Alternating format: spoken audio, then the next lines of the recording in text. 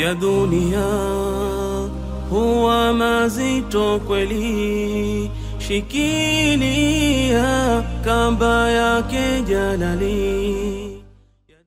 Bismillahir Rahmanir Rahim. Alhamdulillah Rabbil Alamin, wassalatu wassalamu ala Rasulil Amin wa ala alihi wa ashabihi wa tabi'ina lahum bi ihsan ila yawmiddin. Amma ba'du, assalamu alaykum wa rahmatullahi wa barakatuh. Ndugu yangu mtazamaji, tukiwa tunazungumzia afdal ayyam dunia, ayyamul ashr, masiku bora duniani, ayyamul ashr, masiku ambayo ni ya kipekee, masiku 10 ya mwanzo katika mwezi wa Dhulhijja. Tunazungumzia kipindi kilichopita, tunazungumzia fadhila ya siku ya Arafa, mpaka tukazungumzia kwamba katika baadhi ya vitu ambavyo vina uzito mkubwa katika hii siku ni msamaha wa Allah kwa waja wake.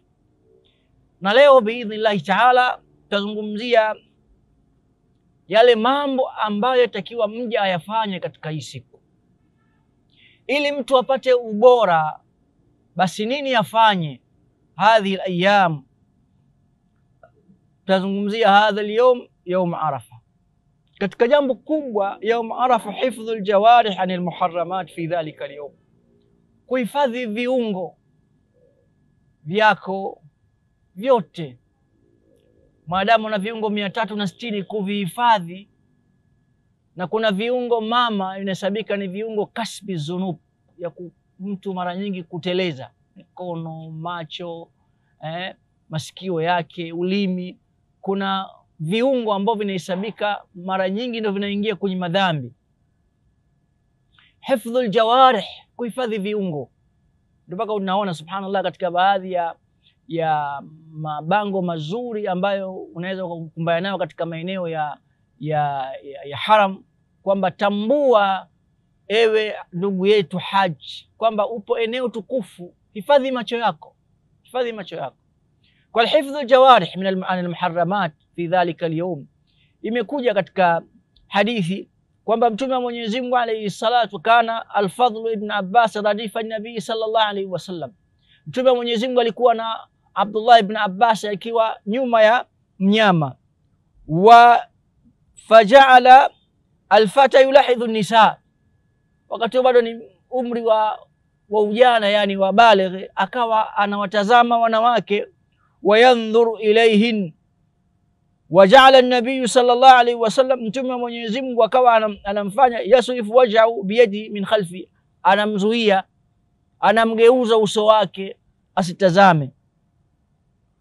Wa ja'ala al-fata yulahidhu ilayhin, mara anageuka upande mwingine yule kijana. Faqalahu an-nabiy sallallahu alayhi wasallam, ibna akhi inna hadha al-yawm, kijana wa ndugu yangu, siku ya leo, man malaka fi sam'ahu wa basara, atakayehifadhi masikio yake na jicho lake, walisana ghufara la, atasamehewa. Mimi nakuzuia usitazame, lakini ibna akhi hadha al-yawm man malaka sam'ahu wa basarahu wa lisanahu ghufara la, atakayehifadhi masikio yake na macho yake na ulimi wake atasamehewa makosa yake. Katika mambo ambayo yatakiwa aweze kuyafanya katika mtu ambaye ni ghairul haji ni saum, kufunga, kwa sababu imeonekana funga ni katika matendo makubwa, mpaka imekuja katika hadithi ya Mtume sallallahu alaihi wasallam kwamba mtu anapokuwa amefunga siku ya Arafa inakuwa ni sababu ya Allah kumsamehe makosa yake ya miaka miwili, maana dhambi, makosa yaliyopita na madhambi ambayo yanayokuja, madhambi ya miaka miwili, funga ya siku moja. Kwa hiyo katika jambo ambalo ni kubwa, as-sawm, funga inaingia katika amalu salih. Siku ya Arafa Mtume wa Mwenyezi Mungu amekokoteza mtu kufunga, ni katika jambo la ajabu. Kijana wa Kiislamu, wa kiume, wa kike, huna udhuru wa aina yoyote, alafu siku ya Arafa unakula. Subhanallah, wallahi, yani wakati mwingine mpaka ufanya kushangaa. Nasoma historia za waja wema, ilikuwa wengine wanafunga kwenye safari, Ambwa asema hii siku hii siwezi kuilipa. Ramadhani nitakuja kulipa, lakini hii ikishapita nimeikosa. Maadamu nina taka ya kufunga, nina nguvu za kufunga, acha nifunge. Ni katika jambo la kusikitisha kumkuta mtu ana afya njema alafu siku ya Arafa anakula. Kwa hiyo katika jambo la pili katika baadhi ya mambo mtu ataka kuyafanya siku ya Arafa, as-saum. Thalitha, jambo la tatu, al-iktharu min at-tahlili wat-takbiri wat-talbiya fi hadha al-yawm. Mtu kusema la ilaha illa Allah wahdahu la sharika la lahu al-mulku wa lahu al-hamdu wa huwa ala kulli shay'in qadir. Mtume wa Mwenyezi Mungu asema ndio maneno bora ambayo kayasema yeye, na vile vile wameyasema mitume waliopita kabla yake Mtume Muhammad alayhi salatu wassalam. La ilaha illa Allah wahdahu la sharika la lahu al-mulku wa lahu al-hamdu wa huwa ala kulli shay'in qadir. Hii katika siku ya Arafa ni katika maneno mazito sana. Anasema Abdullah ibn Umar, ghadawna ma rasulillah sallallahu alayhi wasallam min Mina ila Arafat, tulitoka na mtume wa Mwenyezi Mungu tukitokea Mina kuelekea Arafa. Faminna almulabbi wa minna almukabbir, ndani yake kulikuwa na wale wasema Allahu akbar, Allahu akbar, na ndani yake ambao walikuwa katika maeneo ya haji wakitoka Mina wakielekea Arafa, kuna wanasema labbaik Allahumma labbaik, labbaik la sharika laka labbaik innal hamda wan ni'mata laka wal mulk la sharika lak. Hii inaonekana mtume wa Mwenyezi Mungu alayhi salatu wasalam kuachia kila mmoja analeta vile anavyoleta, kwamba if'al wala haraj, fanya adhkari mbalimbali na zote zina ujira mkubwa mbele ya Allah subhanahu wa ta'ala. La, jambo la nne katika baadhi ya amali yaum Arafa, al-ikthar, kukithirisha min ad-du'a, kumuomba Mwenyezi Mungu sana, bil maghfira wal itq fi hadha al-yawm, kumuomba Mwenyezi Mungu msamaha, mlilie Mwenyezi Mungu jalla fi ula, omba maombi yako mazito katika siku ya Arafa. Afdalu ad-du'a du'a yaum Arafa, bora ya dua ambayo Allah anaikubali, Allah anakuwa ni kukusikiliza, hakuna kama siku ya Arafa. Al-ikthar wal-ilha min ad-du'a bil maghfira wal 'itq min an-nar, fahadha al-mawqif mashhad 'azim wa yawm karim laysa fi ad-dunya mashhad a'zam minhu. Siku bora, hakuna mkutano mkubwa kama mkutano huu, kama dhaka dhalika Ibn Taymiyyah. Qala Ibn Taymiyyah, wama tawqitu ad-du'a fihi falaysa fihi an an-nabi sallallahu alayhi wasallam shay' muaqqat. Wa fi hadith Usama bin Zaid qala kuntu radifa an-nabi sallallahu alayhi wasallam كنت رديفا بعرفات فرفع يديه يدعو فمالت بي ناقته فسقط خطامه فتناول الخطام بإحدى يديه وهو رافع يده الأخرى. Anasema hapa Usama bin Zaid, nilikuwa na mtume wa Mwenyezi Mungu alayhi salatu wassalam yaum Arafa. Mtume wa Mwenyezi Mungu akanyanyua mikono yake sallallahu alayhi wasallam, akaomba mpaka ile kamba ya ngamia ikaanguka. Mtume akaichukua kuna mguu wake sallallahu alayhi wasallam akaivuta na mkono wake mmoja bado ilikuwa bado anaokisha, akaichukua kuna mkono na mkono mmoja bado kanyanyua sallallahu alayhi wasallam, yani kwa amenyanyua mpaka ile kamba ya khitamu ya farasi kaanguka, akaichukua na mguu akaivuta. Kisha mtume wa Mwenyezi Mungu akaichukua ile kamba ilipokuja guu hivyo na mkono mmoja bado, na hapa inaonekana ilhah, yani hata muda wa kukundua mikono na kusema kwamba aokote kamba, mtume alibaki na mkono mmoja huku anachukua kamba sallallahu alaihi wasallam, bado yuko ndani ya maombi, na inaonekana uzito kabisa ile jambo. Afdalu dua yawm Arafa wa afdal ma qultu ana wan nabiyuna min ba'di la ilaha illa Allah wahdahu la sharika la lahu al-mulku wa lahu al-hamdu wa huwa ala kulli shay'in qadir. Hadithi pamoja kwamba kuna makala imezungumzwa, lakini ni moja katika baadhi ya zile adhkari nzito ambazo mja atakiwa aweze kuzisema, bali moja katika baadhi ya dua ambazo zimeweza kuletwa ashiyata yaum Arafa, anna Ibn Umar kana yarfa'u sawta ashiyata Arafa.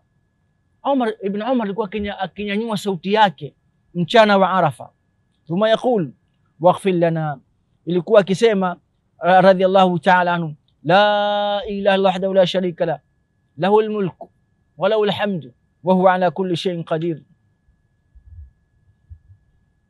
allahumma hdina bilhuda wa zayyina bittuqa waghfir lana inni as'aluka min fadlika wa ata'ika rizqan tayyiban mubaraka allahumma innaka amarta bid-du'a, Mola wangu umeniamrisha niombe dua, wa qadhaita ala nafsika bil ijaba, na wewe mwenyewe ukaweka katika nafsi yako kunikubalia, kisha wa innaka la tukhlifu wa'dak, na Mola wangu wewe ahadi zako ukizitoa haziendi kinyume, wala tukadhib ahdak allahumma ma ahbabta min khairi fahabibu ilaina, Mwenyezi Mungu jambo lilipenda katika khairi na kuomba Mwenyezi Mungu jalia na mimi nilipende, wayasiru lana. Hii yote ni katika baadhi ya dua mbalimbali ambazo tufanya ilha, na utaona kuna dua mbalimbali za salaf rahmatullah alayhi wakiomba siku ya Arafa.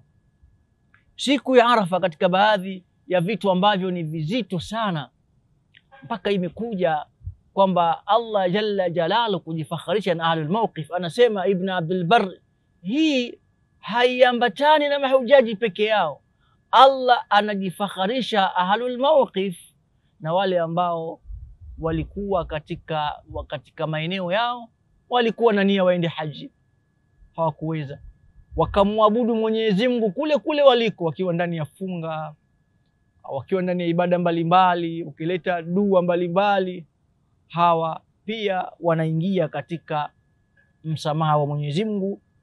Inna Allaha wasi'un alim, Allah subhanahu ni mkunjufu na Mwenyezi Mungu ni mjuzi. Haya yote yanaweza kutoa picha nzuri ambayo inawezekana mja atakiwa aweze kujiangalia na kuweza kufanya yale anayoyakusudia kwa Mwenyezi Mungu. Siku ya Arafa yana uzito mkubwa kabisa. Imekuja katika baadhi ya salaf, kila mmoja katika siku ya Arafa, kila mmoja alikuwa na mtazamo wake.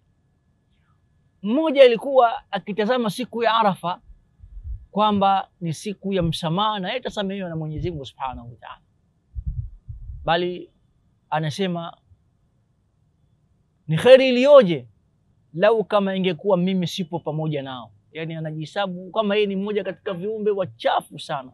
Ni kheri iliyoje ya Mwenyezi Mungu kupata msamaha hawa, lau kama si mimi kuweza kuwa niko nao. Natamani ningekuwa mimi nipo, natamani ningekuwa mimi nipo niingie kwenye msamaha wa Mwenyezi Mungu Subhanahu wa Ta'ala. Kulikuwa na wale ambao wanaona kwamba msamaha wa Mwenyezi Mungu kwa hii mawqif ilikuwa pale inakuwa ni sababu na yeye kuingia kwenye msamaha wa Allah jalla jalaluhu. Lakini kuna mwingine mtu anajiangalia makosa yake yalivyokuwa makubwa, anaona kwamba watapata msamaha wala, lakini sio yeye. Mawqif ya siku ya Arafa ni mawqif ya kipekee mno sana, bali kama tulivyozungumza katika kipindi kwamba hata Ibilisi uchukua mchanga akajimwagia kwa sababu ya uchungu na huzuni alizozipata kwa sababu ya msamaha anauona ya ambao wanaoipata watu katika siku ya kumwaga machozi, siku ya inkisar wa dhilla, siku ambayo ni ya kipekee mno, ambayo mja anapokuwa anaitikia mwitiko ule na Allah jalla jalalu anavyokuwa anavyoingiza msamaha wake kwa viumbe. Mwisho nimalizie kipindi, ndugu yangu mtazamaji, siku ya Arafa ndio siku ilikuwa ya ubinadamu, siku iliyozungumzwa utu. Mtume wa Mwenyezi Mungu amekusanyika na idadi ya watu mbalimbali akizungumza ayuhan nas kullukum min Adam, nyote ni kutokana na Adam, wa Adam min turab, na Adam ametokana na mchanga. La fadla li arabi ala ajami, hakuna fadla ya Mwarabu kwa asiokuwa Mwarabu illa bitaqwa, isipokuwa kwa kumcha Mwenyezi Mungu Subhanahu wa Ta'ala. Siku mtume wa Mwenyezi Mungu anaweka mabda insania, utu na ubora sio wa rangi, nyote nyinyi kutokana na Adam, na Adam ametokana na mchanga. Mabda insania sallallahu alayhi wasallam. Bali ndiyo siku inaonekana ni siku ya kuweza kuwanyanyua waliokuwa chini waonekana wao wako juu. Na yote hii ni kuonesha Mtume namna gani sallallahu alaihi wasallam alivyokuwa ana katika mafunzo yake. Haya tumeyazungumzia katika kuzungumzia ubora wa siku ya Arafa na yale ambayo takiwa mja ayafanye katika siku hii. Tukutane kwenye kipindi kijacho. Ila liqa. Assalamu alaykum wa rahmatullahi wa barakatuh. Ya dunia huwa mazito kweli, shikilia kamba yake jalali.